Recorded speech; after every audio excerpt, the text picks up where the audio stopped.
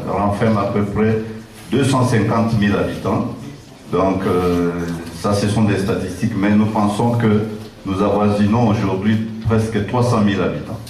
Et nous avons 4 quartiers. Et nous sommes à la tête de cette commune depuis bientôt 19 mois, donc depuis fin mars 2019. Nous avons très vite vous présenter les réalisations qui ont été faites avec la redevance minière que nous recevons. Sur le plan infrastructure, nous avons construit et équipé le bâtiment administratif que vous avez vu à l'avant-plan. Ce financement a été fait d'une part par le gouvernement provincial et de l'autre part par la commune. Nous avons construit, là c'est à 100%, un cachot moderne avec ce système de surveillance à l'intérieur. Vous avez des caméras, vous avez la télé, vous avez tout à l'intérieur. Je crois que c'est le meilleur cachot de la RDC. Oui, passez-y, vous pouvez vous en rendre compte. Nous avons aussi construit un abattoir public. Comme vous savez, nous avons TFM comme entreprise chez nous. Il n'y en a pas d'autres. Donc, chez nous, la redevance vient d'une seule entreprise parce que Fungurume, au fait, est assise sur les carrés miniers de Tenke Fungurume Mining. Alors, pour l'approvisionnement en viande et autres bétail, Fungurume, plutôt TFM, est obligé d'acheter la viande qui vient de l'Afrique du Sud ou de la Zambie. Tandis que dans les environs de Fungurume, nous avons des fermes, mais il n'y a pas des endroits adéquats pour pouvoir abattre les vaches et les vendre, en tout cas, saines.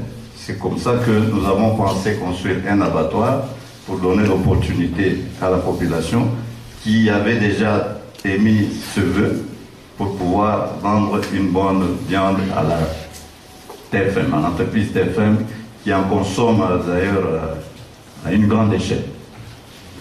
Nous avons aussi construit la résidence officielle de Bourgoumès.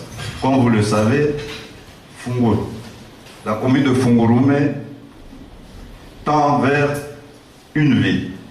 Donc elle est à cheval entre une commune rurale et une ville.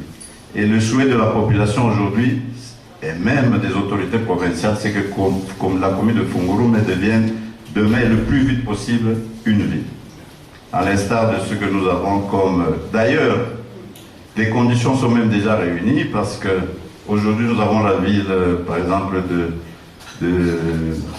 de Kassaji, qui n'a pas les infrastructures comme chez nous. Nous avons, même la population elle-même, nous avons la ville de Kasumbalesa par exemple, qui est de loin inférieure par rapport à Fungurume.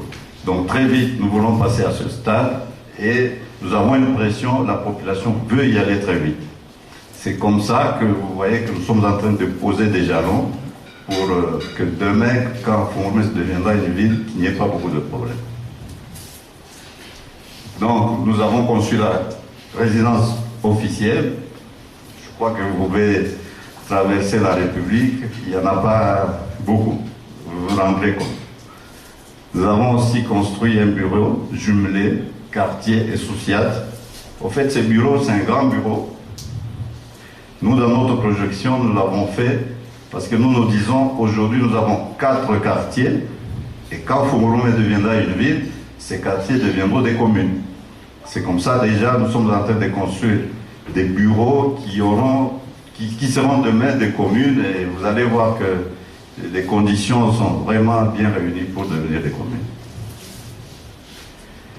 Nous avons participé à l'asphaltage d'une avenue qu'on appelle la route Kassolondo de 2,5 km. Là aussi, il y a eu des apports, l'apport au gouvernement provincial et la commune. Cette route coûte plus ou moins 2 500 000 $. Et la commune est intervenue à peu près avec 1 million de $. Et nous réhabilitons, nous venons de réhabiliter 15 km de route en terre À ce stade, la commune de Fungurumé s'est dotée. Nous avons acheté un atelier pour la voirie. Donc nous avons acheté des engins propres à la commune et c'est avec ces engins que nous sommes en train de réhabiliter nous-mêmes nos routes. Et puis nous avons implanté aussi un panneau électrique de signalisation au croisement de la nationale 39 et la route Kassolonde. Bon, comme vous le savez, nous avons chez nous beaucoup de travailleurs. Nous avons la fonction publique et il y avait beaucoup de problèmes de transport parce que Fungurumé est assez quand même grand et nous avons acheté un bus pour le transport du personnel.